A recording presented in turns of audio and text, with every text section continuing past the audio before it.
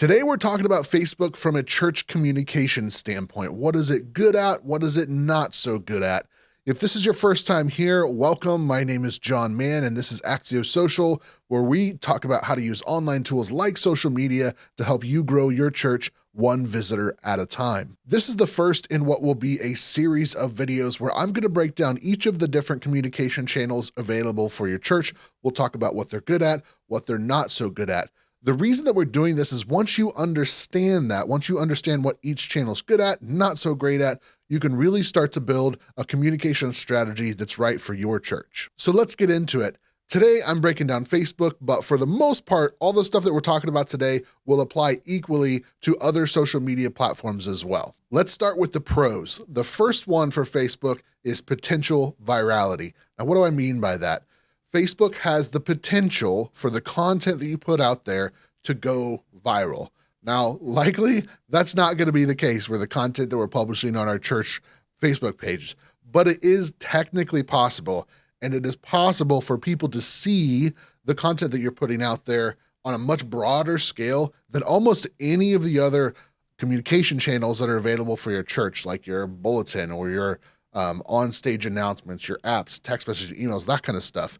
Social media and Facebook at least has the potential to do that. Now, I don't want to build this point up too much because, like I said before, the chances that the content that your church is putting out is something that's going to go viral on social media is pretty low. But because there is at least a little bit of chance of that, we've got to put it in the pro column. Pro number 2 is this.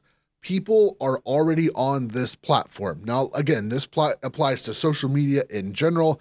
Americans on average spend over 2.5 hours every day on social media platforms. I still can't quite wrap my head around that number. We should probably be doing better things with their time, but this is where we are, right? This is where people are spending time. So it's important as churches that we take time to create content to be there amongst all of the other probably not so amazing things that people are consuming on social media. Pro number 3 is that it has the potential to reach people outside the four walls of your church.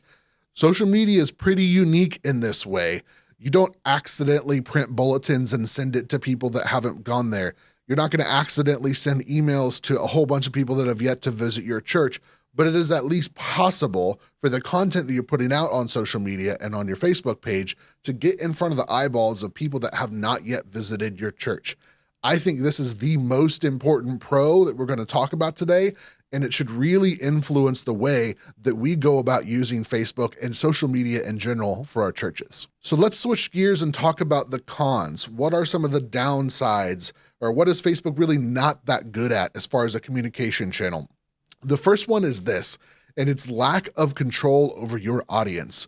You have very, very little control once you publish content on social media and Facebook of who gets to see that content, especially in comparison to some of the other communication channels we'll break down later, like email, text messaging, things like that.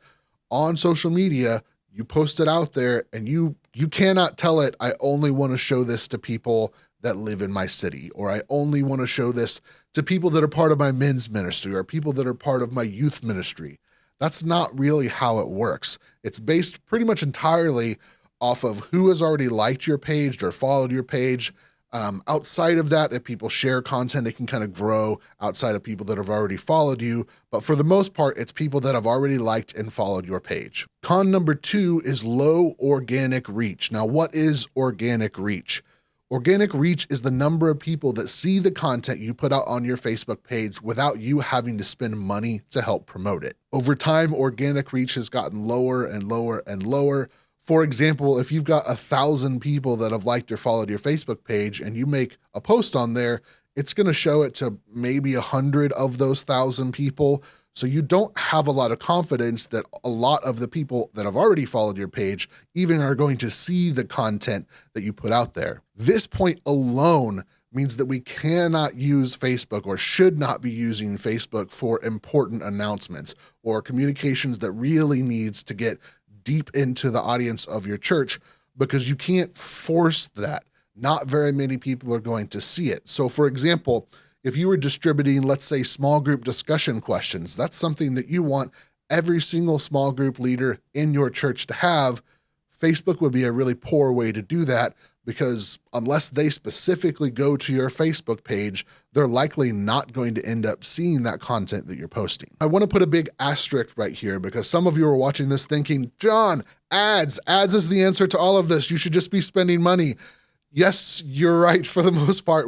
I'm going to create a completely separate video talking about paid ads and paid online ads, and we'll dive deep into the pros and cons of that. But for today, we're specifically talking about your Facebook page. The third and final con is barriers to entry. Now, I know I mentioned before that Americans spend 2.5 hours of their time on social media, but that's not just Facebook. That's spread out over all of the different social media accounts that somebody might have. Not everyone in your church has a Facebook account, which again means if we've got important information to get out there, we cannot count on our Facebook page as a way to get that information out to everybody that needs it. Somebody might not have a Facebook account, or they might have it and just not interact with it. The demographics of social media platforms are kind of different per platform.